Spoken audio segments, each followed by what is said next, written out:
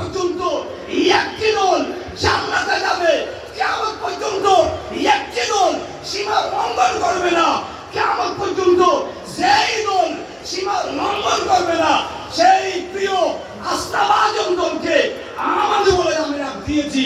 উচ্চ আওয়াজে বলি সুবহানাল্লাহ। ঠিক কিনা? ইত্তাকুল্লাহ, আল্লাহকে ভয় করো। একটু খেয়াল করবেন, ভয় করো মানে আর জায়গায় বলা যায় ভয় করার মতো হাক্কা তুকাতিহি ওয়ালা তামুতুন্না ইল্লা ওয়া আনতুম মুসলিমুন।